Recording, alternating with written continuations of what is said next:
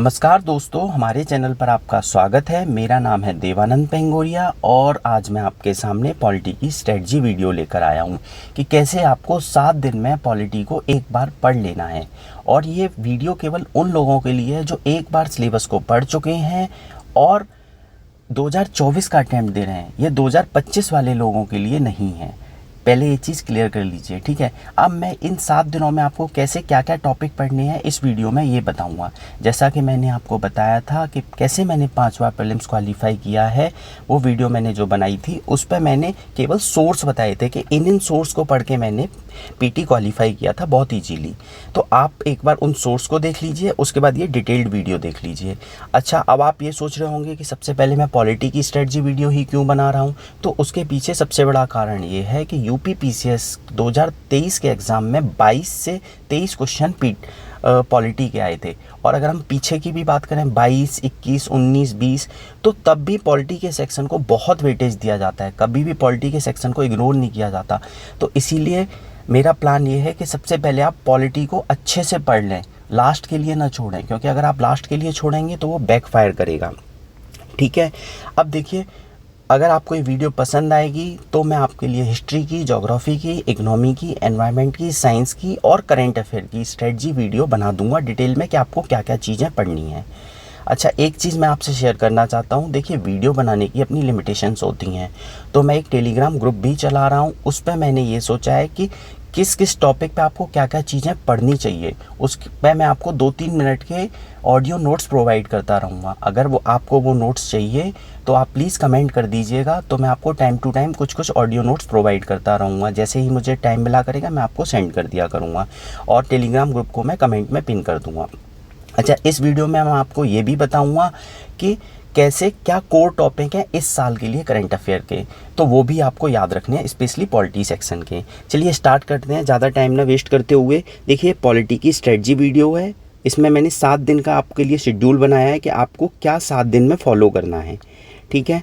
अब देखिए, बुक को आपको पता ही है कि लक्ष्मीकांत की बुक है और उड़ान बेसिक बुक है। उड़ान क्या है, ओनली आईएएस की बुक है, या पीडब्ल्यू ओनली आईएएस सब बोलते हैं। सुमित सर का चैनल है, वहाँ से आप हिंदी और इंग्लिश दोनों में डाउनलोड कर सकते हैं। घटनाचक्र पूर्वालोकन सबको पता है, इसके प्रीवियस ईयर के क्वेश्चंस इसमें रहते हैं, वो आपको सॉल्व करने हैं। और लूसेंट की टेबल, देखिए लूसेंट की टेबल की इंपॉर्टेंस कैसे है, क्योंकि 2022 का पेपर जब हुआ था तो मुझे याद है डायरेक्ट एक क्वेश्चन आया था, लूसेंट में टेबल दी हुई है कि फर्स्ट इलेक्शन कमिश्नर कौन है और फर्स्ट वुमेन इलेक्शन कमिश्नर कौन है। तो देखिए, लूसेंट में बहुत ही कंसाइज और प्रिसाइज तरीके से एक टेबल दी गई है, तो आप वहाँ से बहुत इजीली नोट्स बना के पढ़ लीजिए या खुद से पढ़ लीजिए। बाकी मैं लूसेंट की सीरीज चला रहा हूँ, जब मैं पॉलिटी सेक्शन पे पहुँचूंगा तो आपको वो भी मैं याद करा दूंगा कैसे भी करके, जितनी भी ट्रिक्स मेरे को पता होंगी, जो भी मैंने अपनी प्रिपरेशन में बनाई हैं, ठीक है। इसके अलावा अगर आपका ये पूरा चीज़ कंप्लीट हो जाती है तब आप यूपीएससी 2024 के पेपर को ज़रूर एनालाइज करेंगे। अगर मैं उसको वीडियो के थ्रू एनालाइज भी कर रहा हूँ, 20 क्वेश्चन करा चुका हूँ, आपने अगर उन्हें नहीं देखा तो प्लीज़ देखिए, आपको यूपी पीसीएस 2024 में बहुत हेल्प होगी। बाकी स्टेट पीसीएस में भी हेल्प होगी, ऐसा नहीं है केवल यूपी पीसीएस में, ठीक है। तो देखिए, हाई यील्डिंग सीरीज़ है, 20 से 25 क्वेश्चन आते हैं। अब देखिए, सबसे पहले मैं बात करता हूँ डे 1 में आपको क्या पढ़ना है। डे 1 में आपको सबसे पहले पढ़ना है प्रीएम्बल, डीपीएसपी और फंडामेंटल ड्यूटी। प्रीएम्बल मतलब प्रस्तावना को आपको रट लेना है बिल्कुल, जैसे sovereign, socialist, secular, democratic, Republic, ये सीक्वेंस आपको याद होना चाहिए। इसके बाद कितने टाइप की लिबर्टी है, कितने टाइप की इक्वलिटी है, कितने टाइप की जस्टिस है, 3 टाइप की जस्टिस है, ठीक है। लिबर्टी 5 टाइप की है। तो ये आपको बिल्कुल रट लेना है, क्योंकि यूपी पीसीएस में ये सीक्वेंस भी पूछा गया है और ये भी पूछा गया है इक्वलिटी कितने टाइप की है, लिबर्टी कितने टाइप की है, ठीक है, जस्टिस कितने टाइप की है, जस्टिस 3 टाइप की है। तो ऐसे ये माइन्यूट डिटेल में आपको प्रीएम्बल को पढ़ना है, ये सीक्वेंस भी याद रखना है। और प्रीएम्बल में जो डेट लिखी हुई है प्रस्तावना में, वो डेट भी याद रखनी है, ठीक है। मतलब प्रीएम्बल को आपको बिल्कुल रटा हुआ होना चाहिए, हर साल एक क्वेश्चन मिनिमम आता है इससे, ठीक है। अब बात करते हैं इसमें जो अमेंडमेंट हुए हैं प्रीएम्बल में, वो भी आपको याद रखने हैं। इसके बाद डीपीएसपी मतलब नीति निर्देशक तत्व। नीति निर्देशक तत्व में देखिए आपको एक एक आर्टिकल पता होना चाहिए और जो जो अमेंडमेंट होने चाहिए। अब इसमें देखिए कुछ ग्लिच है, देखिए मैं ग्लिच बताता हूँ कि लोग कंफ्यूज हो जाते हैं कि 42nd अमेंडमेंट से क्या चेंज हुए थे और 44th अमेंडमेंट से क्या चेंज हुए थे, ठीक है। तो आप ये देखिए 42nd अमेंडमेंट से 4 चेंज हुए थे, आपको चौथा चेंज आपको बताना है कि कौन सा चेंज हुआ था। ठीक है, 3 चेंज मैं बताता हूँ, 39A, 43A, 48A। ठीक है, और 44th अमेंडमेंट से एक चेंज हुआ था 38 आर्टिकल में, उसकी लैंग्वेज को चेंज किया गया था कि हमें मिनिमाइज़ करना है क्या, इनइक्वालिटी को, स्टेटस को, अपॉर्चुनिटी को और फैसिलिटीज़ को। तो इसकी ट्रिक क्या है, सोफ़ी को। अब देखिए एग्ज़ाम में क्या पूछा जाता है कि जब भी एग्ज़ाम में पूछा जाएगा कि 38 में किससे चेंज किया गया, तो 44 से चेंज किया गया। तो एग्ज़ाम में लोग कंफ्यूज हो जाते हैं कि 38 आर्टिकल में जो चेंज किया गया था क्या 44 से या 42 से। तो इसकी ट्रिक क्या हो सकती है, देखिए 38 नंबर क्या है, छोटा है, 39 नंबर क्या है, बड़ा है। तो छोटे नंबर में बड़े से चेंज किया गया, 44 से चेंज किया गया, 38 में 44 से चेंज किया गया। ठीक है, और 39 में किससे चेंज किया गया, छोटे नंबर से चेंज किया गया। तो इस तरीके से आप इसको याद रख सकते हैं, क्योंकि एग्जाम में ये भी पूछा जाता है। ठीक है, ऐसे ही आपको मौलिक कर्तव्य याद रखने हैं। अब देखिए डीपीएसपी और मौलिक कर्तव्य में कई जगह सिमिलरिटी है। जैसे आर्टिकल 48 में कहा गया है कि एनवायरनमेंट को प्रोटेक्ट करना है, कंजर्व करना है, कौन करेगा, स्टेट करेगा। फंडामेंटल ड्यूटी किसके लिए है, सिटीजन्स के लिए है, नागरिक के लिए है।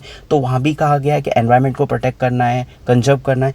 तो डीपीएसपी और फंडामेंटल ड्यूटी में जो जो सिमिलरिटी हैं, जो जो कीवर्ड्स लिखे हैं फंडामेंटल ड्यूटी में, उनको आपको याद रखना है। जैसे नेशनल सॉन्ग की बात है, एंथम की बात है, कंपोजिट कल्चर की बात है। ठीक है, तो ये वुमेन की डिग्निटी को रेस्पेक्ट करना है, डेरोगेटरी लैंग्वेज नहीं यूज करनी है, ये सब फंडामेंटल ड्यूटी में लिखा हुआ। आपको एक एक वर्ड, एक एक लाइन याद होनी चाहिए इसकी। ठीक है, तो डे 1 में आपको ये सब पढ़ना है। अब बात करते हैं डे 2। डे 2 में आपको क्या करना है, फंडामेंटल राइट्स पढ़ने हैं। अब फंडामेंटल राइट्स में देखिए सबसे पहले आपको ये पता होना चाहिए 6 फंडामेंटल राइट्स हैं। ठीक है, 6 फंडामेंटल राइट्स की डिटेल पढ़ने से पहले आपको क्या करना है कि राइट टू इक्वलिटी के अंदर 14 से 18 तक आर्टिकल आते हैं, ये आपको पता होना चाहिए। फिर राइट टू फ्रीडम के अंदर 19 से 22 तक आर्टिकल हैं। कई बार इवन यूपीएससी ने भी ऐसे क्वेश्चन पूछ रखे हैं कि राइट टू इक्वलिटी के अंदर कौन सा आर्टिकल आता है। तो अगर मैं आपसे कहता हूँ राइट अनटचेबिलिटी वाला जो आर्टिकल है वो किसके अंदर आएगा, राइट टू इक्वलिटी के अंदर आएगा। आर्टिकल 14 से 18 तक राइट टू इक्वलिटी है। ठीक है, ऐसी राइट टू फ्रीडम 19 से 22 तक है। फिर राइट अगेंस्ट एक्सप्लॉयटेशन 23-24 आर्टिकल है।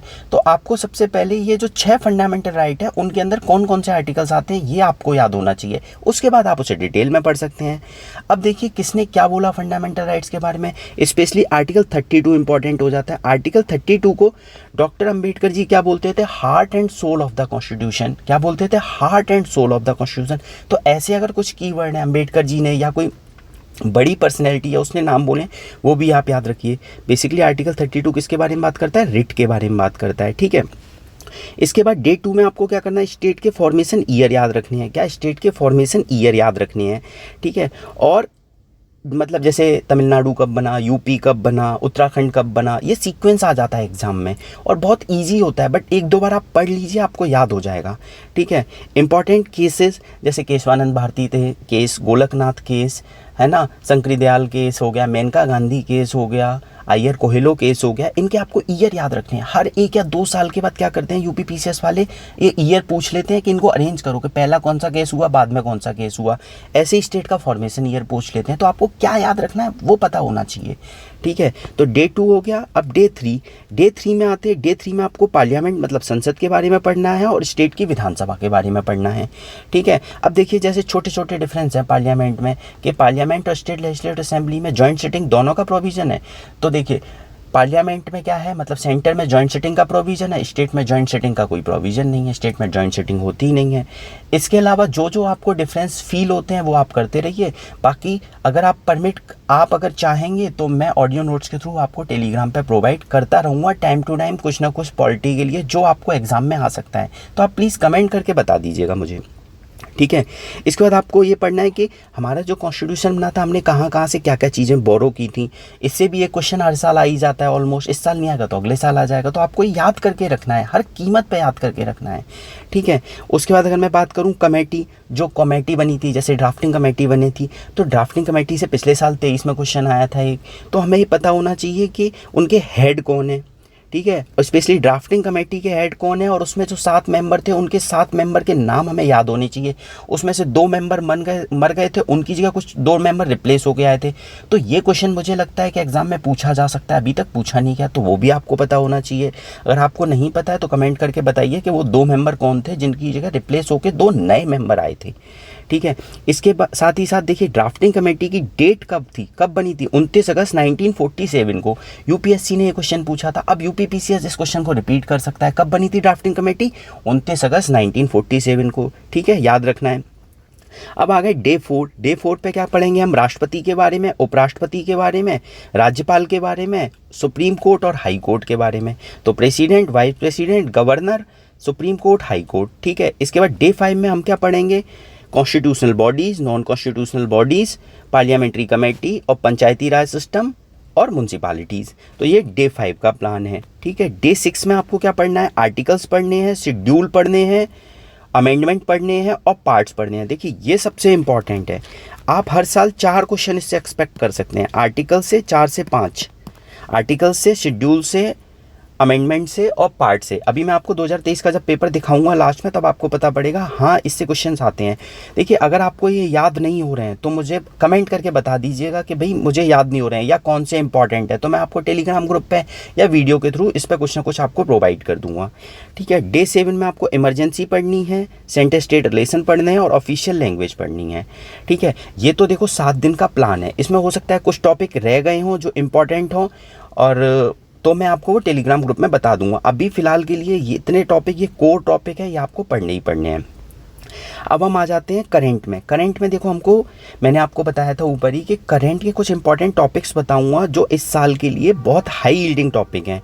तो देखिए इलेक्शन कमीशन ऑफ इंडिया, इसमें अमेंडमेंट हुआ था 2023 में, तो कमेटी बनी थी। कमेटी के थ्रू बताया गया था कि ऐसे इलेक्शन कमीशन का अपॉइंटमेंट होगा, तो कमेटी के मेंबर कौन है ये आपको पता होना चाहिए और ECI की पूरी डिटेल पता होनी चाहिए, ठीक है। Citizenship amendment act, citizenship amendment act 2019 में आया था, ठीक है। ये ईयर हमें याद रखना है। इसका स्पेशली सिटीजनशिप वाला जो आर्टिकल है, पार्ट है, वो पार्ट याद रखना है हमें। उस पार्ट में कुछ 2-4 डिटेल्स हैं वो याद रखनी है। और ये अमेंडमेंट किस आर्टिकल के अंदर हुआ है? आर्टिकल 11 के तहत ये कहा गया कि पार्लियामेंट सिटीजनशिप पे कानून बना सकती है, तो आर्टिकल 11 याद रखना है, ठीक है। तो कुल मिला के मैं लक्ष्मीकांत से या उड़ान से सिटीजनशिप के चैप्टर को एक बार पढ़ लेना है, इंपॉर्टेंट है क्योंकि अभी इसी साल इसको लागू किया गया है। क्या लागू किया गया है इसलिए, और इस एक्ट की डिटेल भी पढ़नी है थोड़ी बहुत हमें, क्लियर। इसके बाद देखिए ईडी बहुत न्यूज़ में है, सबके यहाँ रेड पड़ रही है ईडी के थ्रू। तो ईडी की बेसिक, ईडी किन किन एक्ट को इम्प्लीमेंट करती है, उन एक्ट के नाम पता होने चाहिए। टोटल 4 एक्ट है जहाँ तक मुझे याद है, तो वो चारों एक्ट के नाम पता होने चाहिए, ठीक है। इसके बाद अगर मैं बात करता हूँ 18th लोकसभा इलेक्शन, अभी जो लोकसभा के इलेक्शन हुए थे बहुत इंपॉर्टेंट है, आपको पढ़ने ही पढ़ने हैं। जो भी डिटेल है अभी मैं घटनासार की वीडियो में बताऊंगा कि इलेक्शन में क्या क्या चीज़ें इंपॉर्टेंट हैं, वो आपको एक बार सुन के नोट्स बना लेने हैं, ठीक है। इसके अलावा मैंने एक टेलीग्राम पे ऑडियो नोट्स भी प्रोवाइड कर चुका हूँ 18th लोकसभा इलेक्शन पे, 10 से 12 पॉइंट बताए थे, वो आपको पता होने चाहिए। अगर आपने उन्हें नहीं सुना है तो एक बार जाके सुन लीजिए, ठीक है। इसके अलावा देखिए ये इंपॉर्टेंट है, अगर किसी इवेंट को 25, 50, 75, 100 साल हुए हैं या 200 साल हुए हैं या 400 या 300, तो वो इवेंट इंपॉर्टेंट हो जाता है एग्ज़ाम के लिए। जैसे एग्जांपल देके समझाता हूँ, RO जो 2023 का पेपर हुआ था उसमें क्या पूछा गया था कि 31st अमेंडमेंट से, मतलब क्वेश्चन ये था कि पार्लियामेंट की जो सीट्स हैं 523-25 से 545 किस अमेंडमेंट से हुई थी, तो वो 31st अमेंडमेंट से हुई थी। अब आप ये सोच रहे हो कि हवा में पूछ लिया क्या अमेंडमेंट? नहीं, हवा में नहीं पूछा। ये अमेंडमेंट 1973 में हुआ था और 2023 में क्या हो गया, 50 साल हो गए, 1973 और 2023, इसलिए ये क्वेश्चन पूछा था। तो आपको ध्यान रखना है पढ़ते समय कि किसी ईयर को 50, 100, 25 इतने साल हुए हैं तो आप उसको फोकस कर सकते हैं, क्योंकि एग्जाम में आदत होती है, इतने साल होते हैं तो उनको लगता है पूछ लेना चाहिए, ठीक है। कभी सिल्वर जुबली मना लेते हैं, कभी गोल्डन जुबली मना लेते हैं, इसलिए, ठीक है। अब मुझे ये लगता है कि ये दोनों अमेंडमेंट इंपॉर्टेंट है इस साल के लिए। जैसे 34th अमेंडमेंट और 35th अमेंडमेंट क्यों इंपॉर्टेंट है? क्योंकि देखिए 34th हुआ था 1974 में और 35th हुआ था 1975 में, ये सिक्किम से रिलेटेड है। अब दोनों में क्या डिफरेंस है ये आपको कमेंट करके बताना है, ठीक है। देखिए कमेंट जरूर करना, आप कमेंट करते हो तो मुझे लगता है कि हाँ आप लोग सुन रहे हो पूरी वीडियो, ठीक है। अब आ गए, देखिए ये मैंने 2014 और इधर लिखा है 2024, इसका मतलब ये है कि 2014 में भी अगर कोई चेंज किए हैं सरकार ने, कोई स्कीम इंपॉर्टेंट लॉन्च की है तो वो आपको याद रखनी है। कोई एक्ट लेके आए हैं, डिसेबिलिटी का एक्ट आया था 2014 के आसपास, तो वो याद रखना है कितने टाइप की डिसेबिलिटी है, कितने % रिजर्वेशन है। तो देखो 10 साल हो गए, 20 साल हो गए, ऐसे क्वेश्चन पर ज़्यादा फोकस किया जाता है। ये एग्जामिनर का माइंड सेट रीड करने की बात होती है, ठीक है। अब बात करते हैं, देखिए UPSC में इशू चल रहा है आजकल, बता रहे हैं कि वहाँ भी एग्ज़ाम लीक हो गया है, APFC के एग्ज़ाम पे भी आरोप लगे। अभी भी आपने वो पूजा जी वाला हमारा केस सुना, पूजा का, कि उसमें क्या था कि उनको अब तो करप्ट घोषित कर दिया, तो पूजा जी नहीं, अब तो पूजा ही रह गई हैं, ठीक है। तो उससे रिलेटेड कोई भी कमेटी हो, जैसे यूपीपीसीएस के एग्जाम में एक बार पूछा गया था कि होता कमेटी कब बनी थी, तो यूपीएससी के रिफॉर्म के लिए कमेटी बनी थी, तो ईयर पूछा हुआ था। तो यूपीएससी की कमेटी इस साल के लिए फिर इंपॉर्टेंट हो जाती है, हमें पढ़ के जानी चाहिए, और यूपीएससी एज अ संस्था भी इंपॉर्टेंट हो जाती है। ठीक है, इसके बाद मैं बात करता हूँ, देखिए अमेंडमेंट जो 100 से लेके अभी तक 106 107 अमेंडमेंट जो हो गए हैं वो आपको पढ़ के जाने हैं, स्पेशली वुमेन रिजर्वेशन बिल वाला अमेंडमेंट कि कौन कौन से आर्टिकल ऐड किए गए हैं, ये कितने टाइम के लिए लागू होगा, कब से लागू होगा, ये याद रखना है। ठीक है, और इस 103 भी न्यूज़ में, ईडब्ल्यूएस वाला, ठीक है, एनसीबीसी वाला न्यूज़ में है। तो इतने 100 से लेके जो लेटेस्ट अमेंडमेंट हुए हैं वो सारे पढ़ के जाने हैं आपको। इसके बाद साथ ही साथ आप ये देखिए डिप्टी सीएम की पोस्ट बहुत ज़्यादा बन रही है, कई जगह सीएम चेंज हो गए हैं, लोगों को लगेगा पुराने ही सीएम है, अगर जो अपडेटेड नहीं होंगे, जो बच्चे अपडेटेड हैं, अच्छे से पढ़ रहे हैं, उनको पता होगा कि नए सीएम बने हैं, तो उनके चांसेस हो जाते हैं ज़्यादा क्लियर करने के, जो अपडेटेड रहते हैं। तो देखिए सीएम और डिप्टी सीएम कई स्टेट में बने हैं, तो डिप्टी सीएम की पोस्ट क्या कॉन्स्टिट्यूशनल है? नहीं, कॉन्स्टिट्यूशनल नहीं है, ये नॉन कॉन्स्टिट्यूशनल है, मतलब संवैधानिक पोस्ट नहीं है ये डिप्टी सीएम की। ठीक है, अब आ गए न्यू सीएम के नेम। तो न्यू सीएम के नेम की अगर मैं बात करता हूँ तो देखिए आपको जितने भी सीएम चेंज हुए हैं, जिस स्टेट के, राजस्थान के चेंज हुए हैं, मध्य प्रदेश के, उड़ीसा के, तो उनके नाम याद रखने हैं, क्योंकि सीएम के नाम मुझे लगता है कि अरेंज क्वेश्चन दे देगा टेबल बना के कि इस देश के, इस स्टेट के सीएम ये हैं, इस स्टेट के सीएम ये हैं, अब कौन सा स्टेट, मतलब आप टेबल का मिलान करिए। ठीक है, तो देखिए मोहन नाम से मैंने ऑब्जर्व किया कि 2 सीएम बन चुके हैं। मध्य प्रदेश के सीएम का नाम क्या है? मोहन यादव जी, और उड़ीसा के सीएम का नाम क्या है? मोहन चरण मांझी जी। ठीक है, तो न्यू सीएम, मोहन कंफ्यूज हो सकते हो, एग्जाम में आ जाएगा, तो अभी याद कर लीजिए यादव जी कहाँ के हैं? एमपी के हैं। मांझी जी कहाँ के हैं? उड़ीसा के हैं। उड़ीसा तो बहुत इंपॉर्टेंट हो जाता है, क्योंकि मुझे याद है 24 साल के बाद वहाँ सरकार चेंज हुई है, उससे पहले नवीन पटनायक जी की सरकार हुआ करती थी, अब मोहन चरण मांझी मतलब भाजपा की सरकार बनी है इतने साल के बाद, तो इंपॉर्टेंट हो जाता है। ठीक है, उड़ीसा का एक करंट अफेयर और मुझे याद आता है, वो आपको याद रखना चाहिए कि यहाँ पे एक मेलिस्टिक टाइगर की सफारी स्टार्ट की गई है, वर्ल्ड में ऐसी कहीं नहीं है, मतलब काले कलर के आपको काले पिगमेंट के, काले कलर के आपको दिखेंगे टाइगर। ठीक है, तो वो कहाँ स्टार्ट की गई? Simlipal tiger reserve Odisha, Simlipal tiger reserve Odisha, इसे भी याद कर लीजिए। ठीक है, इसके साथ ही देखिए लोकसभा की सीट और विधानसभा की सीट्स बहुत इंपॉर्टेंट हो जाती हैं इस साल के लिए, कि लोकसभा की कितनी सीटें स्टेट में और विधानसभा की कितनी सीट्स हैं। क्यों? क्योंकि देखो इलेक्शन हुए थे और यूपीपीसीएस का रिकॉर्ड रहा है कि 2021-22 में उसने इस पैटर्न पर क्वेश्चन पूछे हैं, तो इसीलिए अब इन सीट्स को आपको याद करने में बहुत कठिनाई होगी, मुझे पता है। तो आप क्या कर सकते हैं, मैपिंग, एक ब्लैंक मैप लीजिए और ब्लैंक मैप पे सीट्स को हाईलाइट कर दीजिए। अच्छा, जम्मू कश्मीर में इतनी है, लद्दाख में इतनी है, मध्य प्रदेश में इतनी है, उत्तर प्रदेश में इतनी है। ठीक है, ऐसी विधानसभा की 2 मैप ले लीजिए इंडिया के पॉलिटिकल और उसमें लिख लीजिए। एक बार आपके दिमाग में पिक्चर मेमोरी बन गई, अच्छा ये मैंने नंबर ऊपर की तरफ लिखा था, तो ये नंबर अच्छा नॉर्थ स्टेट के राज्य में होगा रेदर देन साउथ स्टेट के, तो आप एलिमिनेट कर पाओगे। ठीक है, अगर आप ये नहीं कर पाते हो तो कमेंट करके बताइए, मैं आपकी हेल्प करूँगा इसमें। ठीक है, अब वुमेन रिजर्वेशन बिल मैं आपको बता ही चुका हूँ। ठीक है, वुमेन रिजर्वेशन बिल में कौन कौन से आर्टिकल्स ऐड हुए हैं, ये इसमें एक सनसेट क्लाउज है कि इसके बाद ये लागू नहीं होगा, और कब से लागू होगा और कहाँ कहाँ लागू होगा, लोकसभा में, विधानसभा में, राज्यसभा में कहाँ कहाँ लागू होगा, कहाँ कहाँ नहीं होगा, ये सब आपको पता करना है। और पहली बार वुमेन रिजर्वेशन बिल कब आया था ये भी पता रखना है, और किसकी सरकार में आया था, मतलब उसमें पीएम कौन थे ये भी याद रखना है। बिल की बात कर रहा हूँ, एक्ट तो अभी बनाए।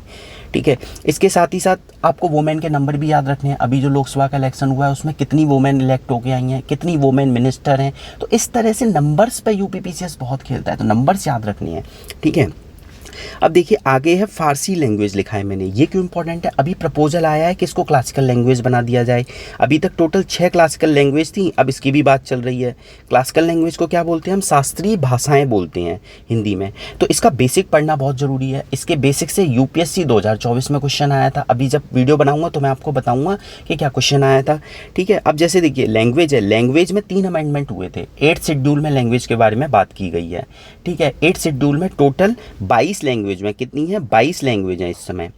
ठीक है, अब ओरिजिनल कितनी हुआ करती थी? 14 हुआ करती थी, अब 22 हैं। तो आप देखिए 22 लैंग्वेज जो आई थी वो अमेंडमेंट से आई थी, तो 3 अमेंडमेंट हुए थे, 21, 71, 92। 21वां अमेंडमेंट, 71वां अमेंडमेंट और 92वां अमेंडमेंट। तो जब 21 और 71 को आप ऐड करोगे तो कितना होता है? 92। तो इस तरीके से आपको ये तीनों अमेंडमेंट याद हो गए लैंग्वेज से। अब इनके ईयर भी आपको याद रखने। 21वां अमेंडमेंट कब हुआ था? 1967 में। यही क्वेश्चन कई बार पूछा गया है कि 21वां अमेंडमेंट जो हुआ था जिससे सिंधी लैंग्वेज ऐड की गई थी, कौन सी? सिंधी लैंग्वेज ऐड की गई थी ये मैं मार्क कर रहा हूँ, सिंधी लैंग्वेज वो कौन से ईयर में ऐड की गई थी, तो 1967 आपको याद रखना है। इस तरीके से पढ़ना है कि क्या क्या चीज़ें पूछी जाती हैं एग्जाम में, तो ये ईयर पूछा जाता है। हमने सिंधी पढ़ लिया, अमेंडमेंट पढ़ लिया, ईयर ही नहीं याद रहा, तो एग्जाम में हमारा तो गलत हो गया ना। तो ये चीज़ें आपको याद रखनी है। फिर 71st अमेंडमेंट पे आ जाते हैं। तो देखिए 71st अमेंडमेंट क्या है, 1992 में हुआ था। इसमें कोंकणी, मणिपुरी और नेपाली 3 लैंग्वेज ऐड की गई थी। ऐसे 92 में BDMS ट्रिक है, बोडो, डोगरी, मैथिली, सांथली, ठीक है, बोडो, डोगरी, मैथिली, सांथली, ये 2003 में ऐड की गई थी। 4 इधर 3 हो गई, इधर 1 हो गई, तो 14 और टोटल कितनी हो गई, 22 हो गई है। अब देखिए यहाँ भी एम है, यहाँ भी एम है, कंफ्यूज हो सकते हो। तो 71 वाले में मणिपुरी है और 92 वाले में मैथिली है। 92 वाले में क्या है, मैथिली है, तो कंफ्यूज नहीं होना है। पहले वाले में मणिपुरी है, तो ऐसा याद रख सकते हैं। 71 में हम पैसे की बात कर रहे हैं और 92 में हम मैथिली की बात कर रहे हैं। पैसे की बात कैसे, मणिपुरी, मनी से पैसा निकाला, तो ऐसे आपको याद रहेगा, ठीक है। इसके बाद देखिए ये इंपॉर्टेंट है, न्यू पार्लियामेंट बनी है, ठीक है। तो न्यू पार्लियामेंट में देखिए सबसे इंपॉर्टेंट क्या है कि उसमें कितनी सीट्स अब बैठ सकते हैं, कितने लोग, ठीक है ना, और उसके कितने गेट हैं, किसने बनाई थी, तो ये सब चीज़ें बेसिक डिटेल याद रखनी है। एक क्वेश्चन और याद रखना है, न्यू पार्लियामेंट जो बनी है वो किसकी तर्ज पे बनी है। तो देखिए हमारे मतलब झांसी के आसपास टेम्पल होते हैं सर्कुलर टाइप के, ठीक है, वो पार्लियामेंट की तर्ज पे बने हैं। मैं उनका नाम भूल गया हूँ। तो ये क्वेश्चन यूपीएससी में पूछा गया था, कभी आपसे फिर डिस्कस करूंगा कि ये क्वेश्चन क्या था कि हमारे जो पार्लियामेंट की बिल्डिंग बनी हुई है, जो पुरानी वाली बिल्डिंग, ये किसकी चीज़ को ध्यान में रखते हुए, किसका ये कॉपी है, तो मुझे वो याद नहीं आ रहा एग्जैक्ट, चलिए बाद में बात करूंगा इस बारे में। तो न्यू पार्लियामेंट बिल्डिंग जब बनी थी तो सेंगोल, एक तरीके से इसको राजा का डंडा बोलते हैं, क्या बोलते हैं, राजा का डंडा बोलते हैं, ठीक है। इसके ऊपर नंदी का विराजमान है। तो सेंगोल तो आपको पता होगा, बहुत ज़्यादा न्यूज़ में रहा था, ठीक है ना। इसे कहाँ लगाया गया है अगर ये पूछा जाए तो देखिए इसे कहाँ लगाया गया है, स्पीकर के राइट साइड लगाया गया है। क्या याद रखना है, स्पीकर के कहाँ लगाया गया है, इसे राइट साइड लगाया गया है। ये देखिए मैंने गोल सर्किल बनाया है, तो लोगों को लगेगा कि पार्लियामेंट के गेट पे लगाया गया है, नहीं, स्पीकर के बगल में राइट साइड में लगाया गया है। ये लोकेशन इंपॉर्टेंट है, पूछी जा सकती है। अब उसके ऊपर जो नंदी जी विराजमान हैं उनके बारे में पूछा जा सकता है, वो क्या शो करते हैं, वो जस्टिस को शो करते हैं, क्या न्याय को शो करते हैं नंदी जी, ठीक है। और ये सेंगोल का एक तरीके से तलवार समझ लो, डंडा समझ लो। अब ये इंपॉर्टेंट क्यों है, क्योंकि देखिए ये हमने साउथ इंडिया से, तमिलनाडु से लेके आए थे और हमने ये कहा था कि ये पार्लियामेंट की उस पर लगा देते हैं, पार्लियामेंट पे। ये ट्रांसफ़र ऑफ पावर को शो करता है, ठीक है। अब देखिए ये सेंगोल रखी हुई कहाँ थी, इलाहाबाद म्यूजियम में रखी हुई थी। इसे नेहरू जी को 1947 में दिया गया था, तो कहाँ रख दी गई थी, इलाहाबाद म्यूजियम में, इसलिए सेंगोल इंपॉर्टेंट हो जाता है। आगे चलते हैं। अब देखते हैं ये जो नाम है, जैसे मैंने दिखाया, देखो राजपथ से कर्तव्य पथ, चैनल का नाम भी आपको पता है क्या, यूट्यूब पे कर्तव्य पथ, मैंने यहीं से लिया हुआ है, ठीक है। तो देखिए जो नाम चेंज होते हैं वो भी इंपॉर्टेंट होते हैं, स्पेशली दिल्ली में अगर कोई नाम चेंज हुआ है तो देखिए दिल्ली में जो राजपथ होता था उसका नाम अब क्या कर दिया गया है, कर्तव्य पथ कर दिया गया है, ठीक है। ऐसे ही मुगल गार्डन का नाम क्या कर दिया गया, अमृत उद्यान कर दिया गया है। प्राइम मिनिस्टर हाउस का नाम क्या कर दिया गया, प्राइम मिनिस्टर के हाउस के सामने जो रोड जाती थी, लोक कल्याण मार्ग। ये क्वेश्चन यूपीपीसीएस 2022 में जहाँ तक मुझे याद है पूछा गया था कि प्राइम मिनिस्टर हाउस का नया नाम क्या कर दिया गया है, तो लोक कल्याण मार्ग, लोक कल्याण मार्ग, ये पूछा गया था। तो हमें राजपथ से कर्तव्य पथ याद रखना है, राजपथ का नाम क्या कर दिया गया, कर्तव्य पथ, ठीक है। मुगल गार्डन का नाम अमृत उद्यान। तो इस तरीके से आपको याद रखना है। दिल्ली में अगर कोई चेंज हो रहे हैं, प्रेसिडेंट, प्राइम मिनिस्टर हाउस के आसपास, तो वो चीज़ें याद रखनी होती हैं, एग्जाम में पूछी जाती हैं। इसके बाद देखिए अगर कोई डे है न्यूज़ में तो वो भी पूछा जाता है। जैसे देखिए पार्टीशन हॉरर रिमेम्बरेंस डे, मतलब विभाजन भयावह स्मृति दिवस, विभाजन भयावह स्मृति दिवस, ये कब मनाया जाता है, 14 नवंबर को मनाया जाता है। कब, 14 नवंबर को मनाया जाता है। ये इंपॉर्टेंट है, अभी तक नहीं आया है, पूछा जा सकता है। और भी कोई रिसेंट में डे मनाया गया हो तो वो आपको याद रखना है। इसमें एक क्वेश्चन ये भी बन सकता है, इस डे को कब से अनाउंस किया गया, तो 2021 में हमारे प्राइम मिनिस्टर जी ने अनाउंस किया था पार्टीशन हॉरर रिमेम्बरेंस डे को, ठीक है। अब जैसे अभी रिसेंटली डिक्लेयर किया गया है संविधान हत्या दिवस, तो संविधान हत्या दिवस आपको याद रखना है, क्यों, क्योंकि अभी रिसेंटली डिक्लेयर किया गया है। तो इसका क्या पूछ सकते हैं कि कब मनाया जाएगा, 25 जून को, भूलना नहीं है, आ सकता है, 100% चांस है 25 जून को, ठीक है। और पहली बार ये किस लिए मनाया गया था, क्योंकि इमरजेंसी लगी थी 25 जून को। तो इमरजेंसी कब लगी थी, 25 जून 1975 को। तो इस तरीके से ये कोर करंट अफेयर है, जो जो मुझे याद आए मैंने अभी आपको बता दिए हैं, इस तरीके से आपको पढ़ना है, ठीक है। बाकी अगर आपको जो जो चीज़ें मैंने वीडियो में बोली हैं, अगर आपने पूरी वीडियो ध्यान से सुनी है तो मैं आपको ऑडियो नोट्स प्रोवाइड करूँगा, आप बस कमेंट करिए, ठीक है। चलिए यूपीपीसीएस का एक बार 2023 का पेपर देख लेते हैं कि क्या क्या चीज़ें पूछी गई हैं। तो देखिए कि सबसे पहले क्या पूछा गया है, यूनियन टेरिटरी के बारे में पूछा गया है, ठीक है, शेड्यूल के बारे में पूछा गया है, ऑफिशियल लैंग्वेज के, कुल मिला के ये देखिए पार्ट पूछा गया है। क्या पार्ट, मैंने आपको ऊपर बताया पार्ट इंपॉर्टेंट होता है, ठीक है। इसके बाद आ जाइए, इसमें क्या पूछा गया है, अरेंज करना है। अच्छा एक क्वेश्चन मिस हो गया, सेकंड क्वेश्चन में क्या पूछा गया, आर्टिकल्स पूछे गए हैं, ये 2023 का पेपर है, ठीक है ना। अब थर्ड में क्या पूछा गया है, ये ड्राफ्टिंग कमेटी कब बनी थी, मैंने आपको अभी बताया था, ठीक है। कॉन्स्टिट्यूएंट असेंबली की पहली मीटिंग क्या हुई थी, इनको अरेंज करना है। तो ये बेसिक क्वेश्चंस हैं, ये हमें एक बार अच्छे से कर लेंगे तो हमारे क्लियर हो जाएंगे, ठीक है। इसके बाद हम आ जाते हैं फोर्थ क्वेश्चन में, प्रेसिडेंट से पूछा गया है, ठीक है। फिफ्थ क्वेश्चन में किससे पूछा गया है, वाइस प्रेसिडेंट से, मतलब उपराष्ट्रपति के बारे में पूछा गया है। फिर फर्स्ट वुमेन स्पीकर पूछी गई हैं। देखो मैंने अभी ऊपर वीडियो में आपको क्या बताया था, फर्स्ट फीमेल इलेक्शन कमिश्नर पूछे गए थे। तो ऐसी चीज़ें हमें याद रखनी होती हैं। फिर देखो शेड्यूल के बारे में पूछा गया है, ठीक है। देखिए रिपीटेड थीम्स हैं, सुप्रीम कोर्ट के बारे में पूछा गया है। फिर आ जाइए अटॉर्नी जनरल के बारे में पूछा गया है। लेजिस्लेटिव काउंसिल मैंने बताया था, देखो उत्तर प्रदेश में लेजिस्लेटिव काउंसिल एग्जिस्ट करती है, तो ऑब्वियस सी बात है पूछा जाएगा। यहाँ भी नंबर्स पूछे गए हैं कि कितनी उसमें वो होनी चाहिए लेजिस्लेटिव काउंसिल में, ठीक है। इसके बाद देखिए उत्तर प्रदेश के बारे में कितनी लोकसभा की सीटें, राज्यसभा की सीटें, ये पूछा गया है। मैंने अभी भी आपको ऊपर बताया था कि ये चीज़ें याद करनी है। ये सेक्रेटरीट के बारे में है, ठीक है। चलिए ये नॉर्मल बुक्स में नहीं होता है, ये आप नहीं कर पाओगे। बाकी के अभी 14 क्वेश्चन बहुत ईजी थे, आप कर सकते थे, ठीक है। अब आगे 16 ग्राम सभा, मैंने पंचायती राज बताया, 73rd 74th पढ़ना है आपको। 17 के इलेक्शन पंचायत में कौन कराता है, बेसिक है, 73rd पढ़ोगे तब आपको पता पड़ जाएगा, ठीक है। फिर देखिए पंचायती राज फिर आ गया, तो रिपीटेड थीम्स हैं। सुप्रीम कोर्ट फिर आ गया, ठीक है। आर्टिकल 20 फंडामेंटल राइट्स बहुत डिटेल में, इस पर मैं आपको ऑडियो नोट्स भी टेलीग्राम पर प्रोवाइड कर दूंगा आर्टिकल 20 पे, ठीक है। डीपीएसपी पे देखिए। फिर आगे जॉइंट सिटिंग मैंने आपसे बात ही की थी।